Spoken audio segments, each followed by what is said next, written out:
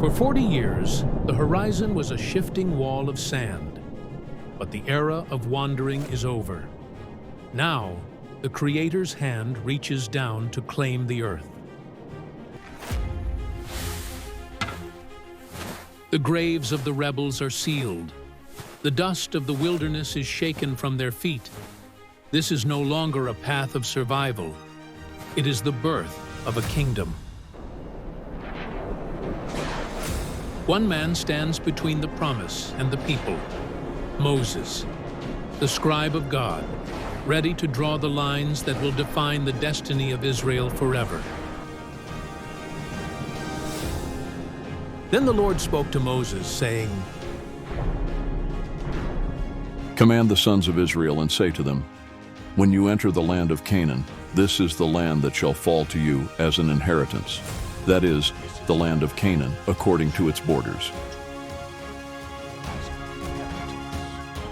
Your southern region shall extend from the wilderness of Zin along the side of Edom, and your southern border shall extend from the end of the Salt Sea eastward. Then your border shall change direction from the south to the ascent of Akrabim, and continue to Zin, and its termination shall be to the south of Kadesh Barnea, and it shall reach Hazeradar and continue to Asmon.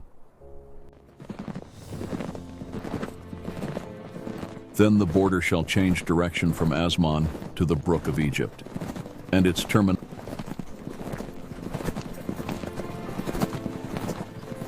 As for the western border, you shall have the great sea, that is, its coastline. This shall be your western border. And this shall be your northern border. You shall draw your boundary from the great sea to Mount Hor. You shall draw a boundary from Mount Hor to Lebo Hamath, and the termination of the border shall be at Zedad.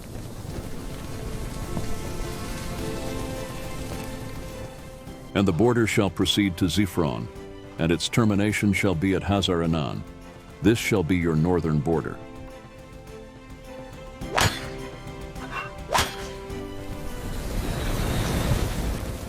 For your eastern border you shall also draw a boundary from Hazar Enan to Shechem. And the border shall go down from Shechem to Riblah on the east side of Ain.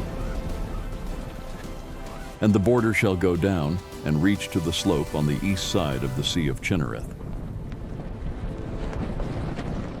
And the border shall go down to the Jordan, and its termination shall be at the Salt Sea. This shall be your land according to its borders on all sides. So Moses commanded the sons of Israel, saying, This is the land that you are to possess by lot, which the Lord has commanded to give to the 9 tribes and the half-tribe. For the tribe of the sons of Reuben, and the tribe of the sons of Gad, and the half-tribe of Manasseh have received their possession, eastward toward the sunrise. Then the Lord spoke to Moses, saying,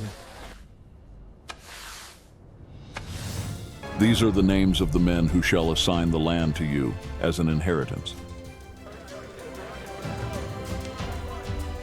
One leader for every tribe to claim what the Lord has given. Haknapok, Eleazar the priest, and Joshua the son of Nun. And you shall take one leader of each tribe.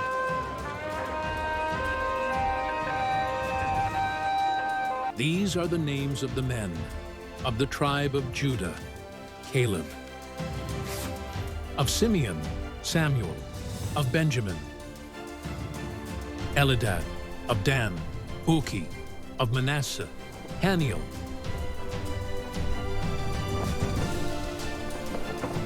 of the tribe of Ephraim, Kemuel; of Zebulun, Elizaphan; of Issachar, Paltiel; of Asher, Ahihud; of Naphtali, Pedahel;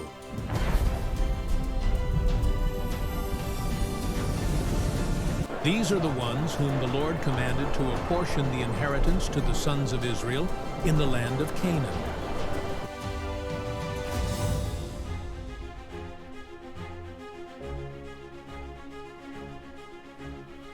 Now the Lord spoke to Moses in the plains of Moab, by the Jordan opposite Jericho, saying, Command the sons of Israel that they give to the Levites cities to live in. And you shall give to the Levites pasture lands around the cities.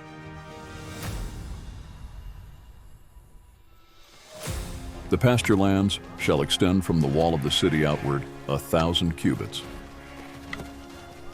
You shall also measure outside the city 2,000 cubits on the north, south, east, and west. You shall also measure outside the city 2,000 cubits on The cities which you shall give to the Levites shall be the 6 cities of refuge. You shall take more from the larger, and you shall take fewer from the smaller. When you cross the Jordan, then you shall select for yourselves cities to be your cities of refuge, so that the one who commits manslaughter does not die until he stands before the congregation for trial.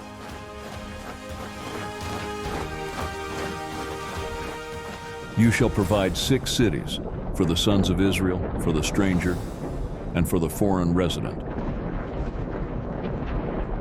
so that anyone who kills a person unintentionally may flee there.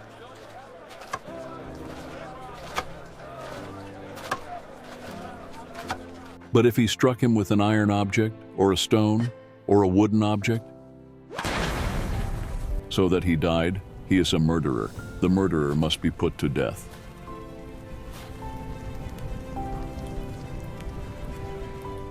But if he pushed him suddenly, without hostility, then the congregation shall judge and save the one who committed manslaughter until the death of the high priest who was anointed with the holy oil.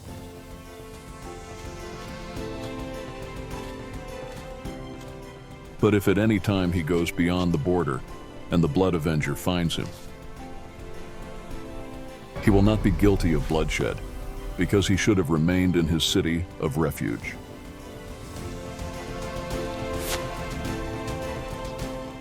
These things shall be a statutory ordinance.